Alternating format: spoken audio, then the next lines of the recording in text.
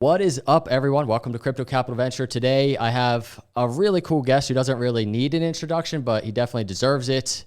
Before I even get into that, before we bring him on, I want to start by just saying this. We all want to win in crypto. We all want to do well. I want to do well. You want to do well for ourselves, for our families. And over the years, we've talked about and dissected data, analyzing the data, price, on-chain metrics, sentiment. But what about the people around us? What about that data? What about the successful ones that have been winning for years? What are they doing in the crypto space? Gary Cardone, today with us. He's a titan in the world of business, real estate, and most recently has entered the crypto world. You might have seen him floating around.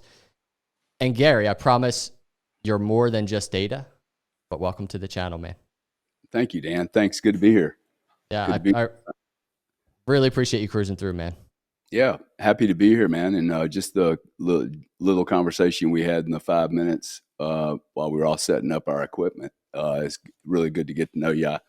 I get a pretty instant instinct from some people, and you seem to be on your game. I like that.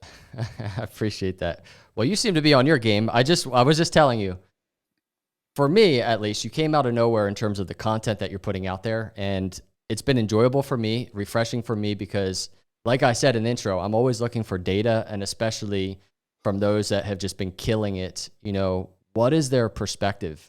What is their mindset? How are they approaching this space? The space is incredibly volatile.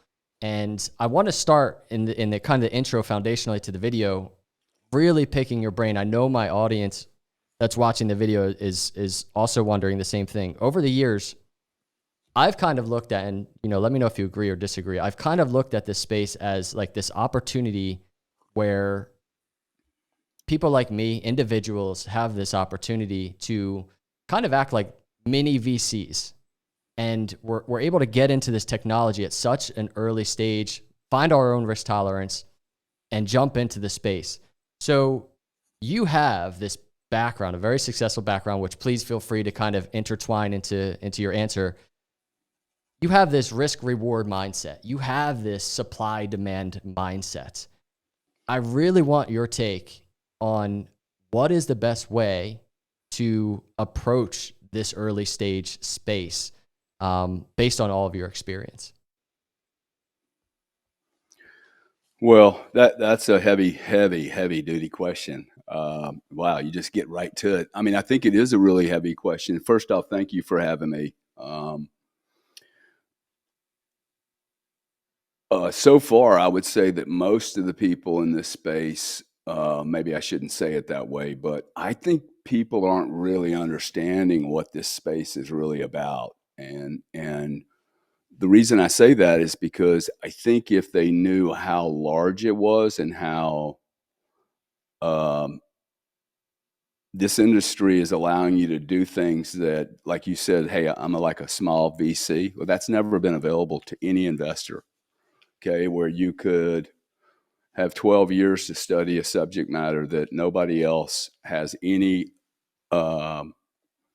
leverage or hedge on you. All you have to do is study. It doesn't cost anything to study, maybe $20 a month to get a YouTube account or any of the resources you have. The white paper doesn't cost anything to download.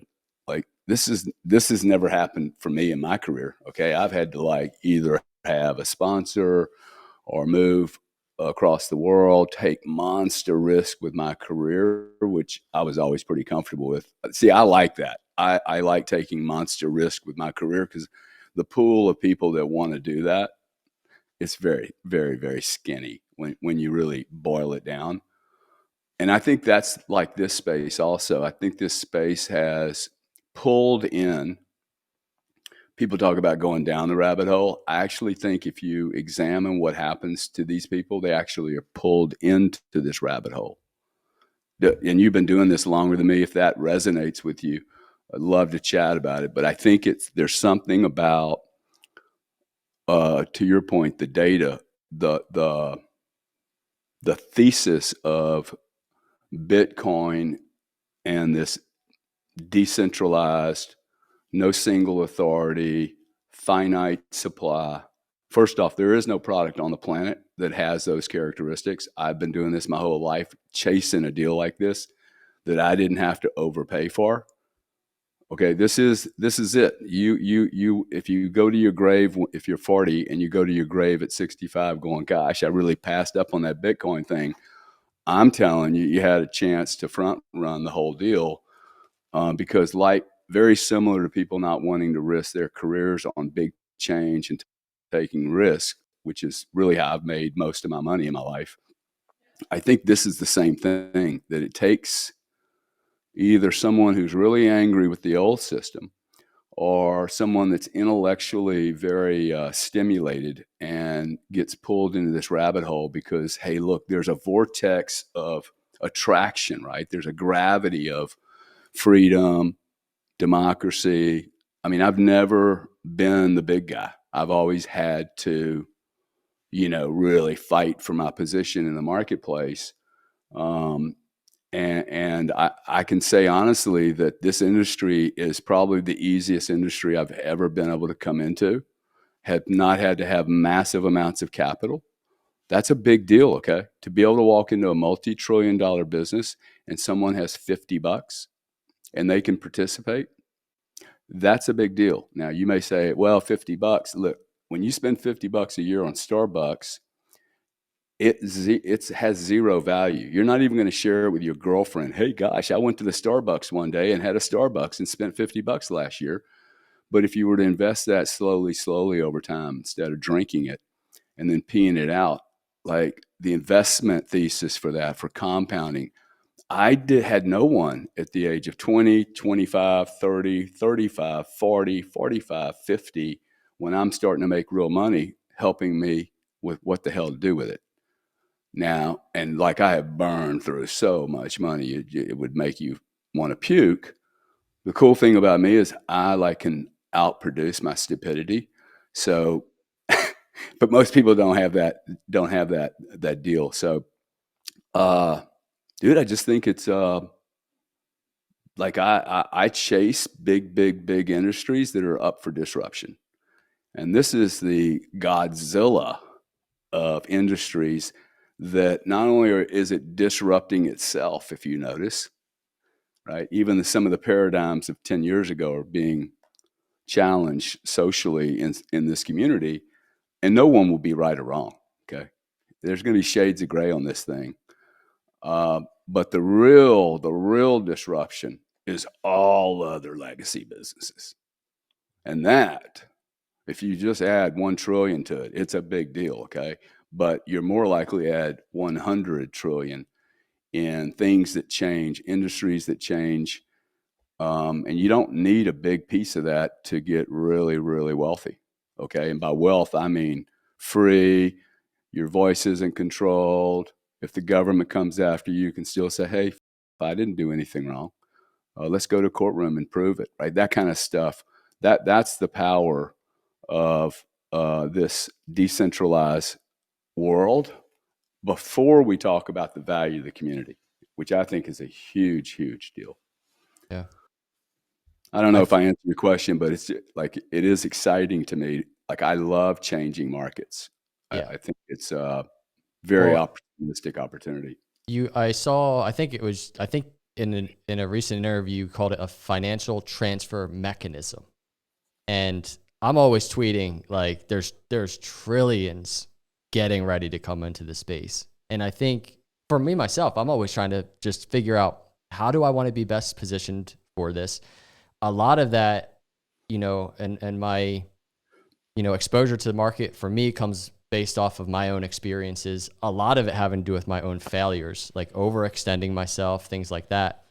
But for you, what would you say? Because I know a ton of my audience is in that same boat. They're trying to figure out like how to prepare. And I'm not asking you for, to give everybody financial advice, but from your mindset as an entrepreneur that has a bunch of wins and it sounds like even some losses under the belt, what do you think the best approach is to get ready for, the trillions that are getting ready to come into play? I'm probably going to give you a really weird answer, and it's really from my observation of of the society that's growing up around this whole digital asset industry. I don't know what else to call it. The Bitcoiners were saying, hey, that's a really dumb name. Well, cool. But actually, my thesis is we are digitizing planet Earth. Okay. This is happening with or without Bitcoin. We are going to digitize planet Earth. Everything is going to be rented, leased. I don't necessarily think that's a bad thing either. I'm not the, oh, Klaus, you will not own anything and you will be happy sucking off the breast of my wealth, right? I actually think it doesn't make sense for you and I to own a car, right? We only use it 4% of the time. Uber, I just think we're going to Uberize everything, okay? It's going to become a deal. And it becomes a deal because it does make sense. Most people shouldn't own a home. I know that's like heresy, but why would you own a home when you could use that same money to buy an apartment building or Bitcoin, buy an apartment building, receive distributions every month, some income, and then you have your day job paying for the rent that you're renting a place, whether it's a home or apartment, but what you own, you're actually turning that into energy. So what I would say, I think for those that want to really take advantage of this space is if you have a day job where you're employed by a guy like me or a guy like Dan, don't look at the stock price of Bitcoin. That's not what I'm paying you for. Okay. And if you're spending 2 hours a day, but you have an 8-hour day job during work, looking at Cardano's price or XRP or Solana, calling yourself a day trader, first off, you're going to lose a lot of money. I'm just going to tell you right now, okay, I'll be the old guy. You can call me the grandpa. You're an idiot, okay? You're going to lose a shitload of money, okay? Professional traders, 1%. I want to interject real quick. I 100% agree with you. And I'm glad you said that because most people that watch my channel know I'm not a trader. So many people think I'm a trader by the surface, but I'm a macro-minded long-term investor accumulating crypto. So keep going. I'm sorry. That was really important because most people lose in that game. Well, first off, and I think to me, this is the really valuable conversation. Okay. Because looking at the stock price of Bitcoin, I don't really care what Bitcoin's priced at today. I'm buying it. Period. So I don't need to, I have a 5-year, 10-year horizon. Why do I bother to look at the price? It only validates my ego. Okay. The psychology here, it validates my ego when it's going up, and it makes me question my 10-year thesis when it's going down. So it's irrelevant. Okay. It's like watching one pitch in a 7-game World Series and going, oh my God, the Red Sox are going to win off this one pitch. It's ridiculous. Yeah. So the other thing I think that's more important though, is that the guy that's paying you at UPS, FedEx, Starbucks, or wherever you are, you're stealing from him. You're stealing from him. You're stealing from me or Dan when you're not working full out on that project, right? Like I'm not paying somebody to look at the Bitcoin price. I'm paying someone to do something. If you do that and become really great at it, you then have excess capital to invest in this space. Okay. And after you've invested like some meaningful, valuable information into your own asset, you are the asset. Okay. There's never going to be a better asset than you. And that, like, you can correlate it to Bitcoin, Ethereum, whoever. You are the most unique asset on the planet, and trying to do too many things at one time really is a dilution thing. You're literally minimizing your energy. You're not maximizing your energy. So, and I think this industry is not a part-time industry. This is a full-on. I'll tell you a fun, interesting story. A buddy of mine came over to see me to get some advice. He makes $7 million a year, has his own business. He walks out extremely excited about Bitcoin and blockchain and a bunch of other words he probably didn't understand and I probably confused. And he's like, okay, I'm going to allocate 20% of my time away from my business to learn Bitcoin. He's walking out my front door. I went, whoa, dude. I hope you didn't hear that. What you should have heard is focus 100% on your business. Do not risk the 7 million unless you're going to move into this space 100%. Dump the business and move into the space. This is not a space for amateurs. It is a full-on 24/7 deal. I don't think you can do two things, quite frankly, in this space and be brilliant at it. So that's what I would say, that this opportunity, it's not going to happen in your children's lifetime. It's happening on dad's watch right now.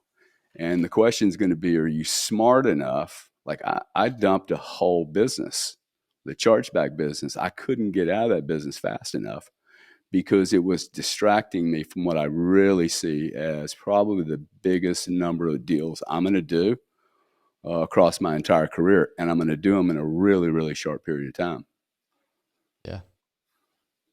So I wanted to ask you, kind of piggybacking on what we were just talking about, why do you think there's so many why do you think crypto attracts so many entrepreneurs?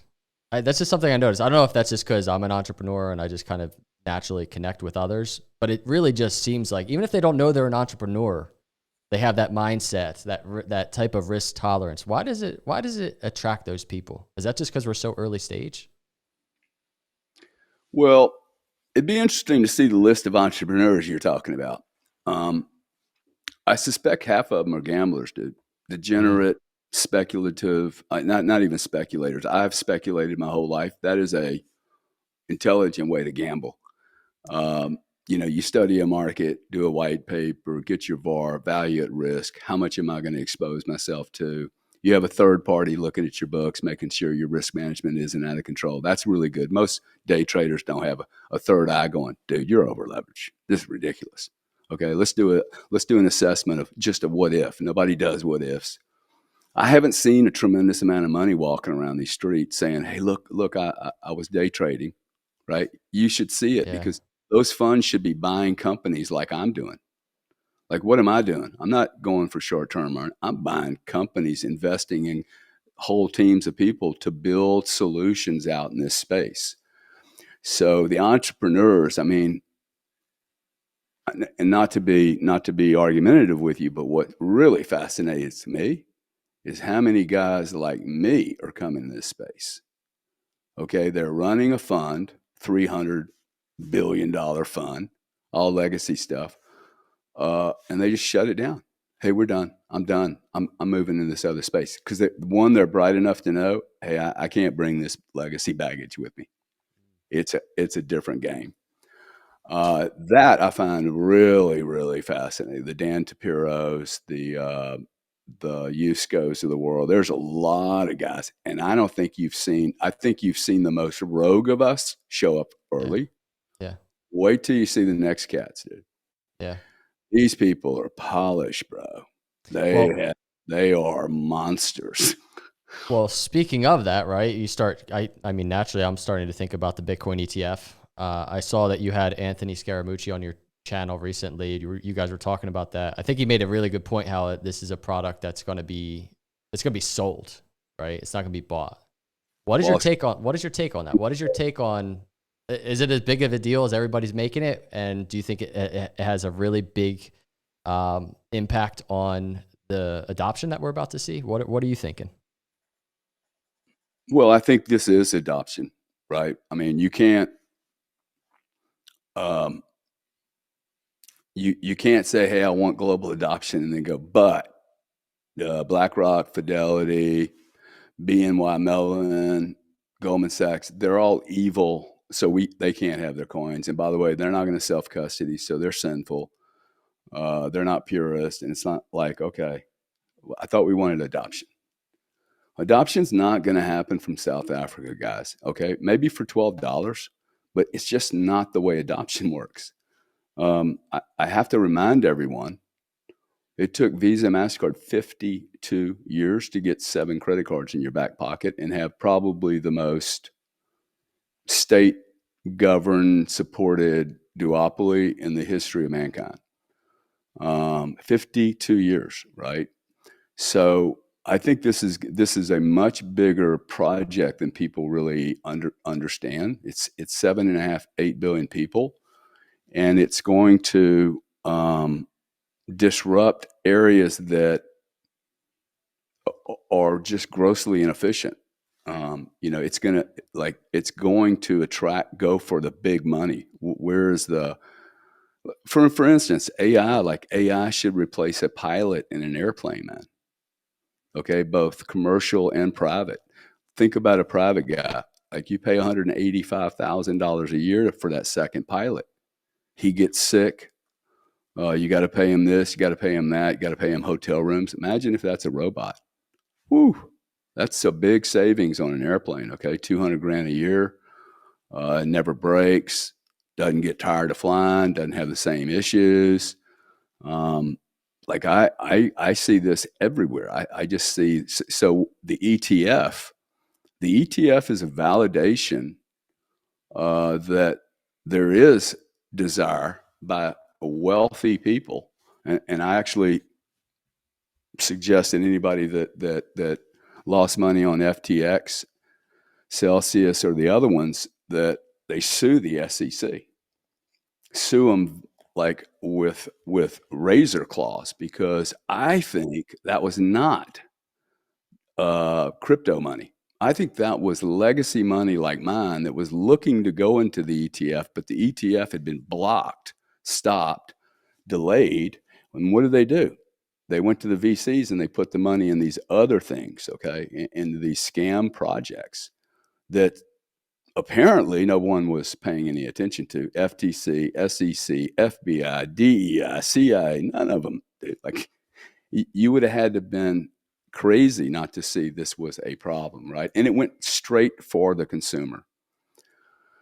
Had that been JP Morgan, like there would be lawsuits still today. So there's Exactly.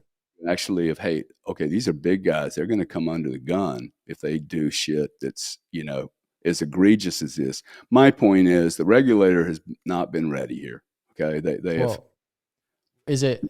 'Cause I saw you mentioning this is the first time in America in like 100 years where America is not at the forefront and in control of such a major, huge industry.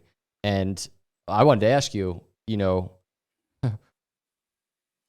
for me, it seems like it's purposely happening. Like, why? It seems like America is purposely trying to destroy itself in regards to things like this. What is your take on it? I mean, why do you think this is? Well, I think America's become a grossly dysfunctional state. Nothing's working. And hopefully, how old are you? In your young 30s? 39. Yeah. So, uh, dude, like we have problems, okay? Like no one respects us. No one. I do not know countries that respect this country anymore, because Yep. I think we stick our nose into everybody's business. It does appear to me that someone is systematically attempting to make this country less competitive. It's a joke to me that they think they have any influence on Bitcoin. A joke. It's hilarious. Okay, I'm glad I lived this long, because my whole life I've been beating up monopolies and duopolies, and I didn't have Bitcoin or the blockchain or any of this stuff. It appears to me that we are literally trying to do ourselves in, and I don't know who's doing that, but I'm pretty sure that the whole 100-year-old legacy, Visa, MasterCard, people get paid for doing nothing. There's no insurance.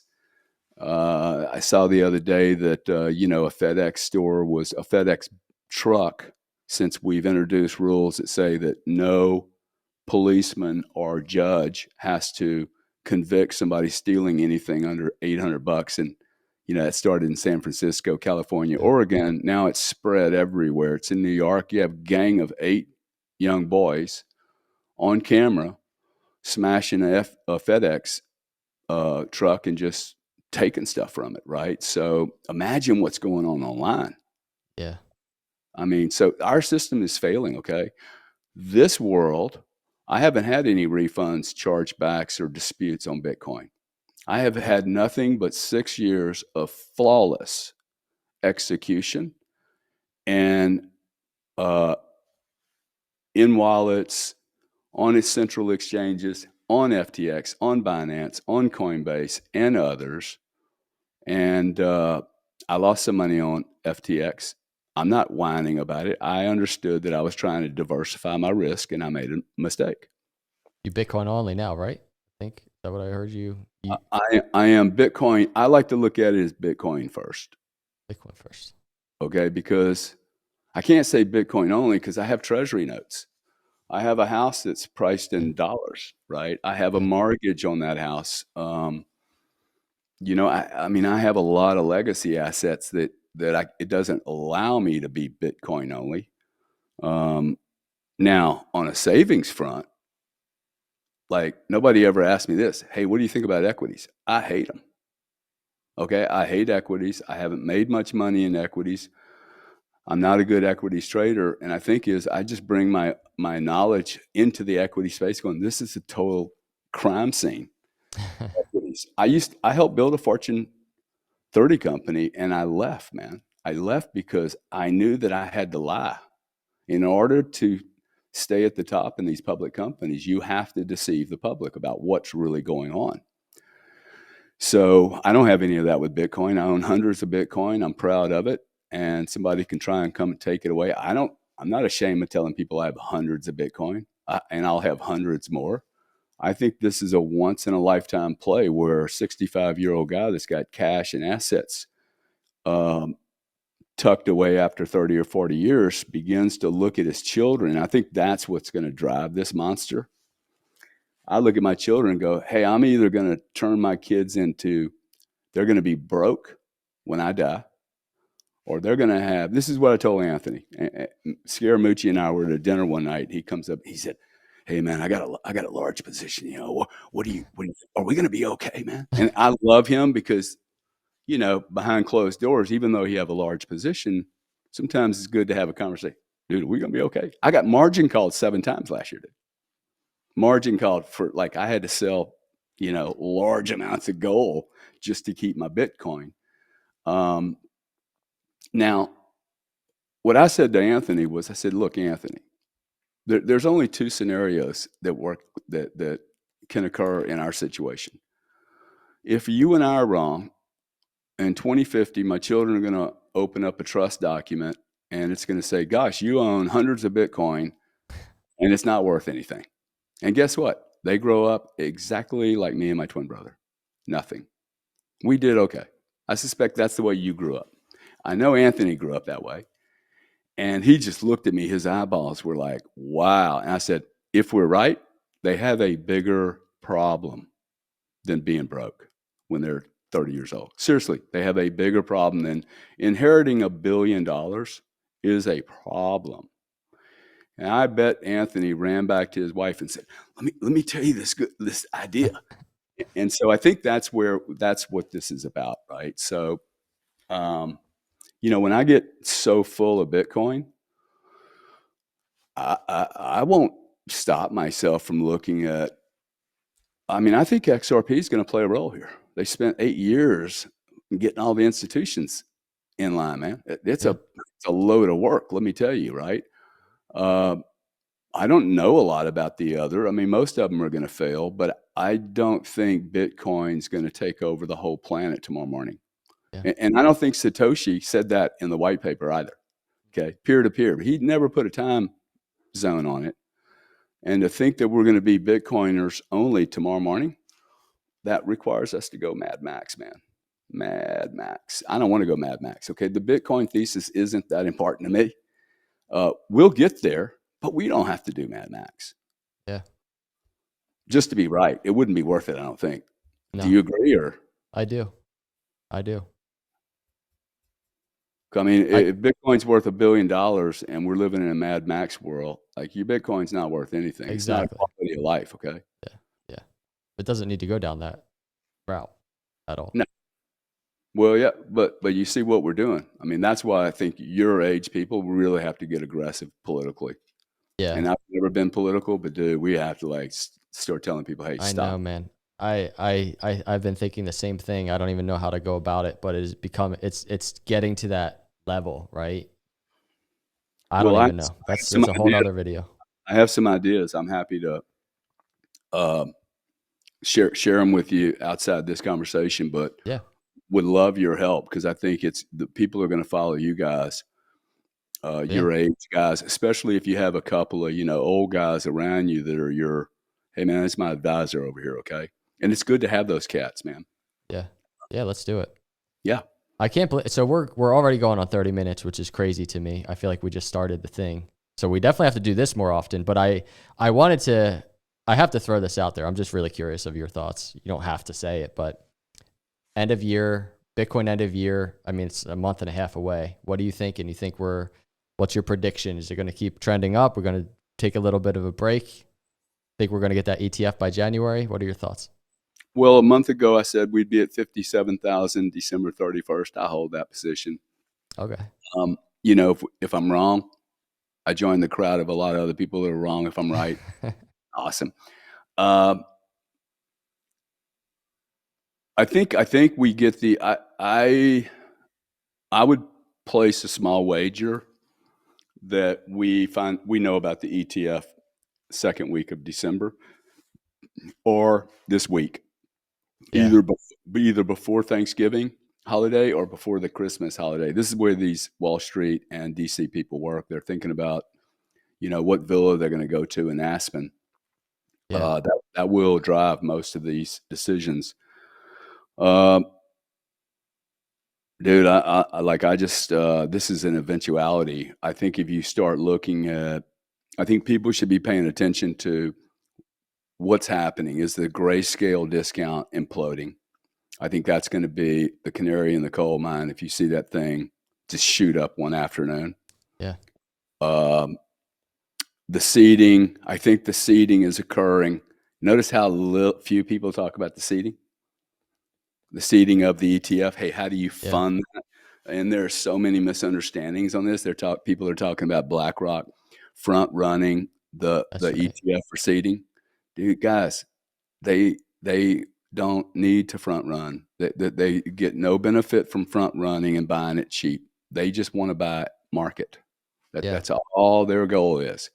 But I think they're doing that through selling seats. I don't know this for sure, but it would be the way I would do it. I don't, 100 units of the ETF. I'd call my friend Scaramucci up and I'd say, hey, Scaramucci, I know you got a bunch of Bitcoin.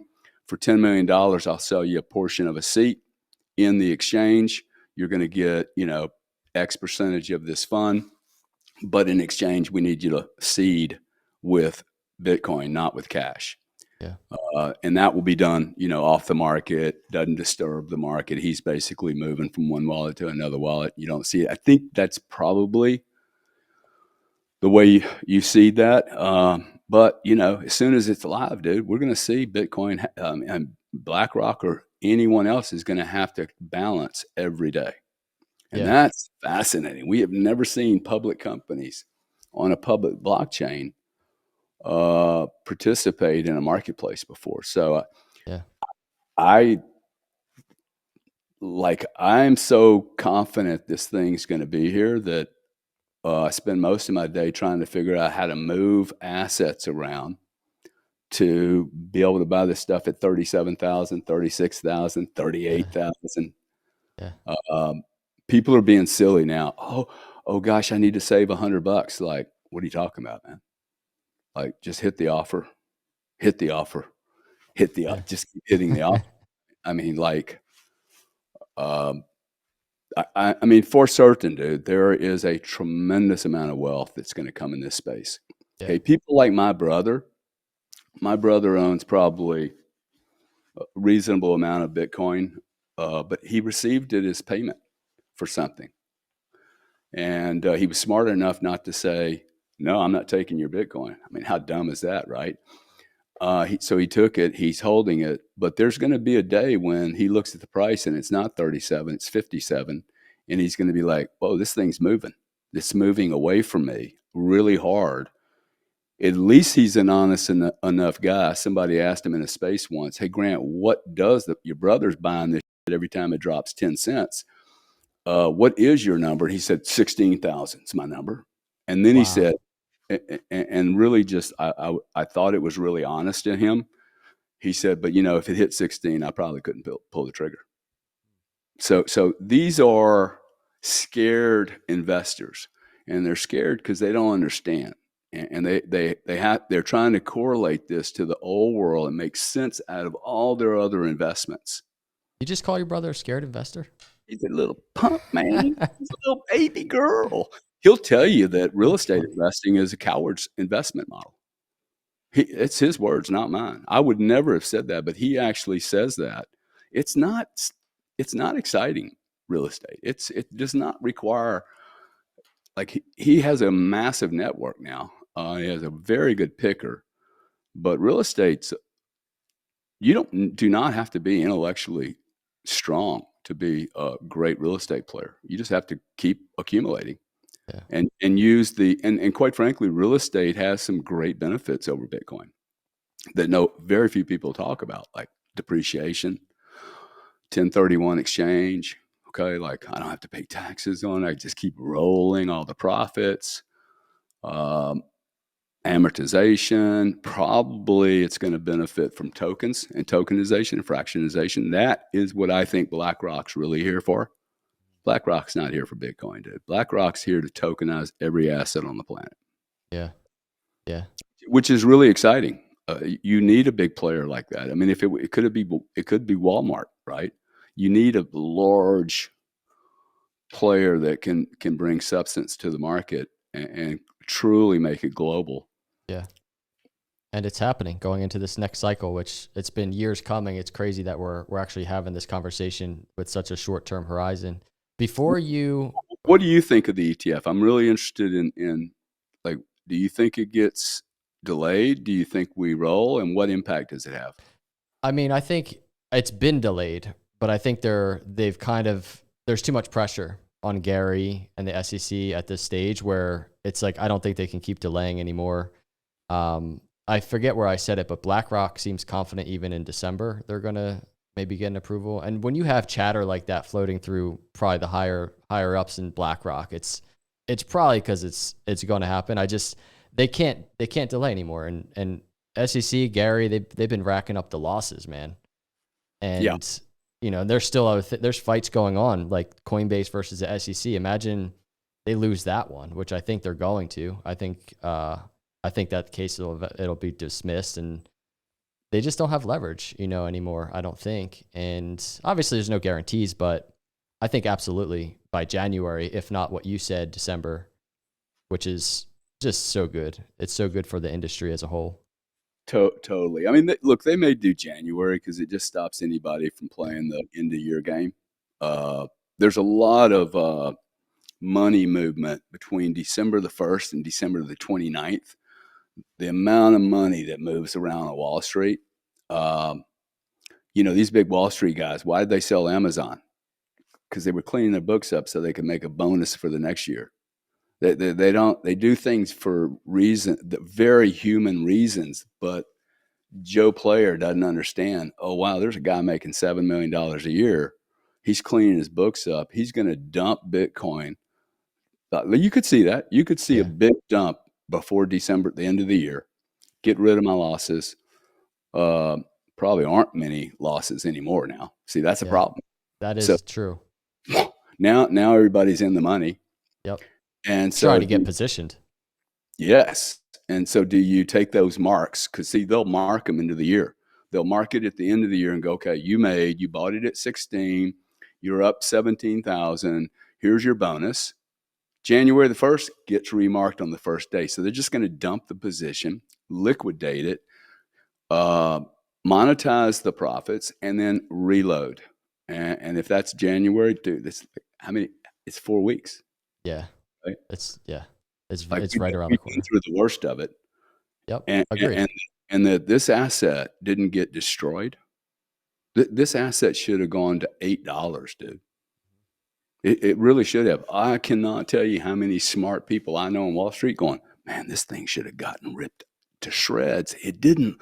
What the hell's going on? And there's no sellers. There's no sellers left. No sellers. Yeah. So before you leave us with some final words, want to just let everybody know we got your link tree over here. Go hit up Gary on YouTube, X. We referenced the Anthony Scaramucci interview a couple of times. I see you have the link there. I definitely recommend people go check that out, especially in reference to the ETF. Get some really nice insights. But absolutely, Gary, awesome content over here. Go follow, go subscribe. on YouTube, and wanted to, I guess, ask any last final words for the mini VCs out there watching.